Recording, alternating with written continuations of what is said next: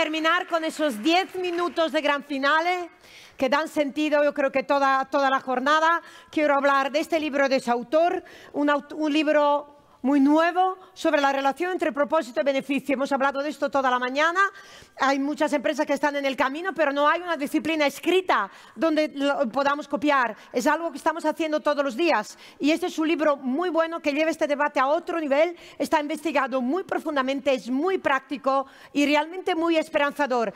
Y porque el propósito no es fácil de encontrar, el beneficio no es fácil de lograr y mezclar los dos es realmente un reto. Entonces, we have the honor to have the author of this incredible book, George Serafeim, online from Boston. George, are you there?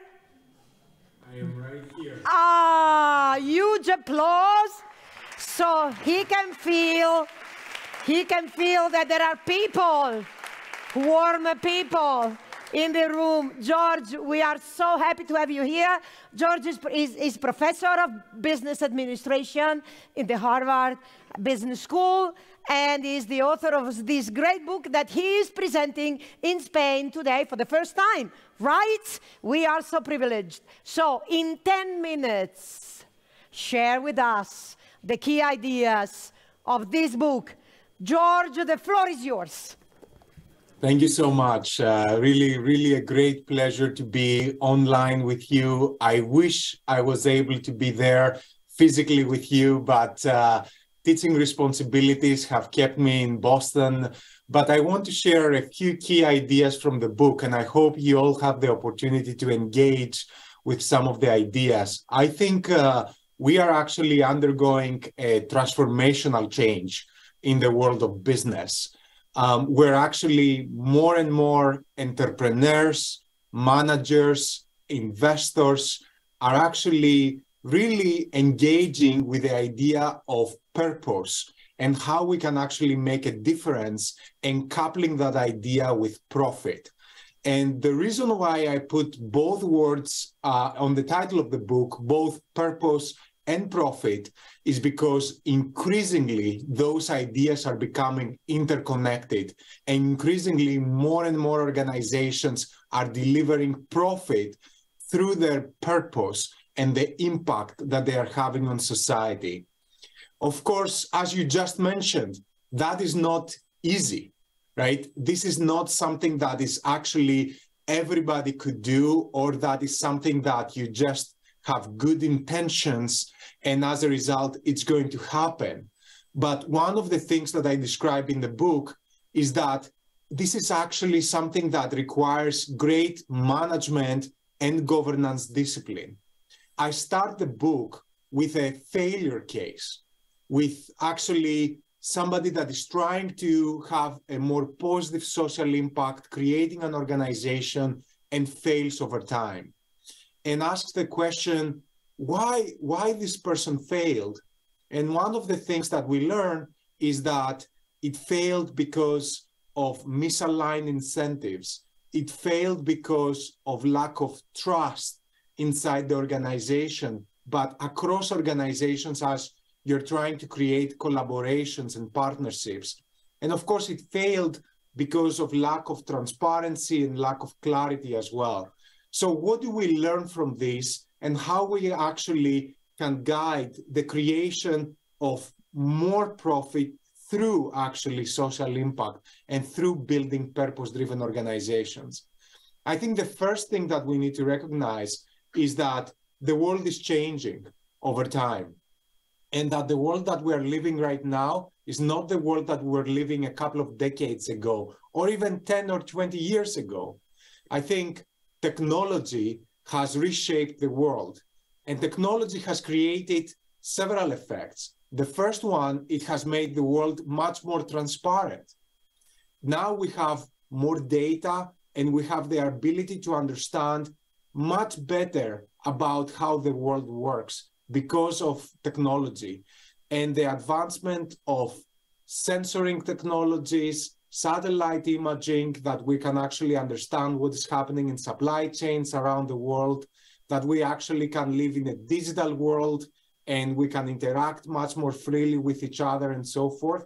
has created a much more transparent place, but also it has created more choice for consumers, for employees, and so forth.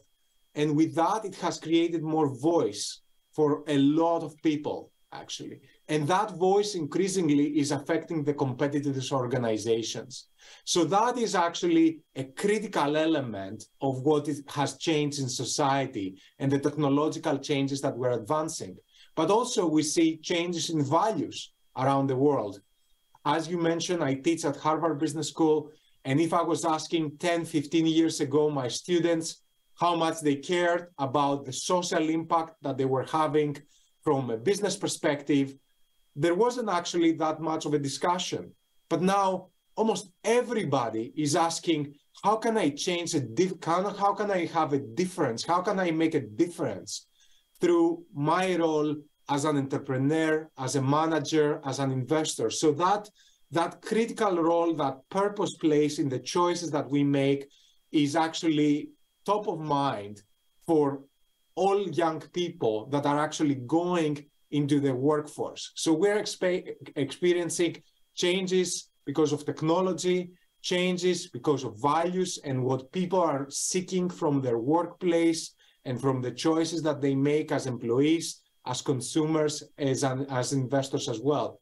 And over time, organizations are actually responding to that. I started the book and I mentioned two stories of my former students. One of them actually created a media and technology platform that has allowed millions of women around the world to increase access to employment opportunities for themselves by linking actually women with job opportunities in large companies and actually enabling those organizations to create more diverse and inclusive workplaces around the world. Another one of my students identified a gap, not in access to talent and access to employment, but access to capital.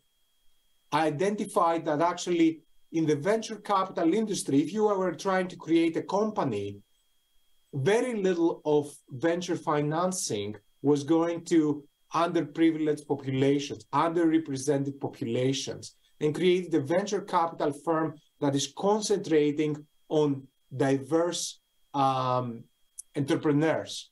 So you can receive financing and you can actually start a company because you have one idea. And some of those things on the S side, I guess, of ESG, you can see that it's actually trying to widen access to opportunity for people. And I think many organizations are actually starting to see environmental, social, and governance issues more from an opportunity perspective rather than from a compliance perspective. And the book is actually reframing how we view social impact, how we view ESG efforts, not to view them as something that is actually trying to just comply and with something, with a policy and so forth, but actually start viewing those societal developments as an opportunity for innovation, for growth, and for empowering people to actually live better lives and broadening access to opportunity, either through access to capital, through access to employment opportunities, through access to financial services, through access to health services, and so forth. Now, when I progress with the book, and another part of the book is actually asking the question about how all these efforts are actually creating value for organizations. And why do I concentrate so much on value? Because one of the things that I describe in the book as well, that inside large companies and inside most companies, you need to be competitive. You actually need to build positive momentum inside the organization. When you're a change agent, when you're trying to do something different inside the organization, your colleagues are going to ask you, but how is this adding to the competitiveness of the organization? How is this adding value to the organization? Not everybody is going to be convinced right from the beginning. So the question is, how do you build buy-in? How do you actually convince other people to join you into that journey that actually a stronger purpose inside the organization builds competitiveness inside the organization.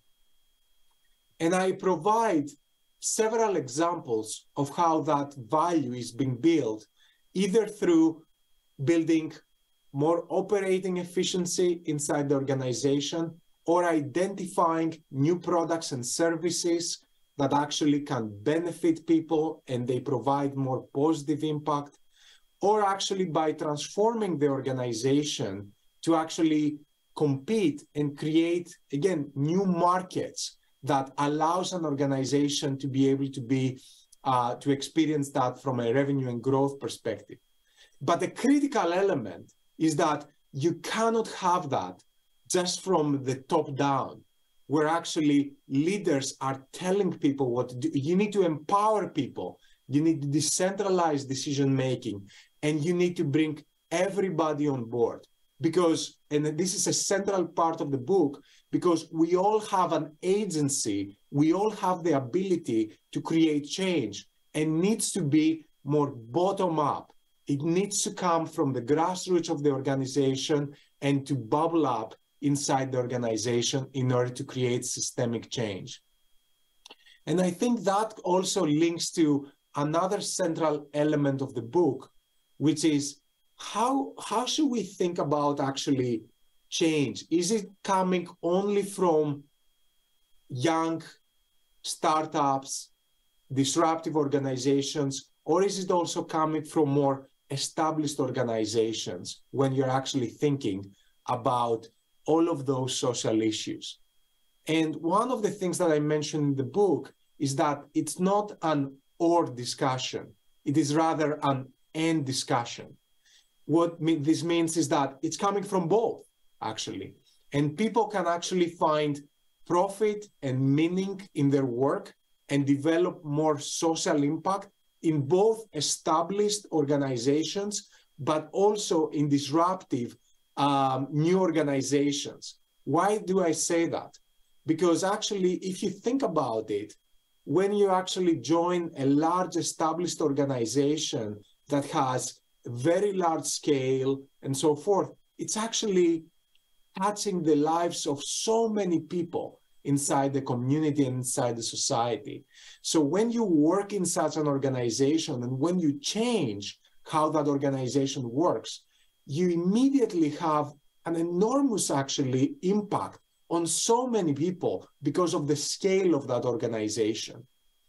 But actually, in the other case, when you're working with a disruptive, a new startup that is doing things differently, you can actually change the behavior of the whole industry when we're thinking about how you're disrupting the competitive landscape.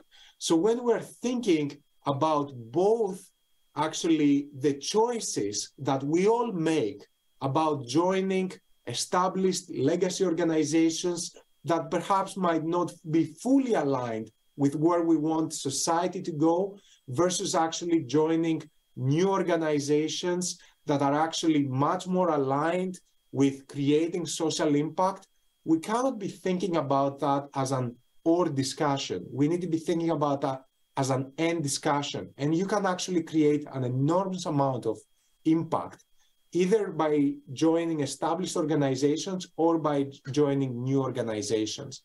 And the last thing that I would like to mention is, how do we actually move forward?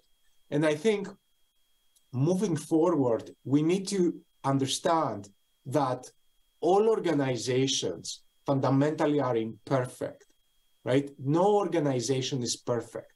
The question is, how can we all improve over time? How can we all improve all organizations in society that actually delivers more and more profit through purpose? And how can we all align these ideas of purpose and profit? While this is not, again, easy, and in the book as well, I describe several cases of failures over time. One of the things that I want to communicate is that this is absolutely possible. And business leaders around the world are already building organizations, extremely successful organizations, that have actually been able to couple purpose and profit and drive value over time and really provide blueprints for all of us that we can actually start thinking more in terms of and rather than or within business. Thank you very much for this. Thank you, George. Thank you, George. Thank you very much. George lo ha dicho, eso no es fácil, pero se puede hacer y hay organizaciones que lo están haciendo y que tienen muchísimo éxito. En el libro hay 6 arquetipos, 6 modelos de cómo se puede crear valor alrededor de la integración entre beneficios y propósito. Y terminamos con el último minuto.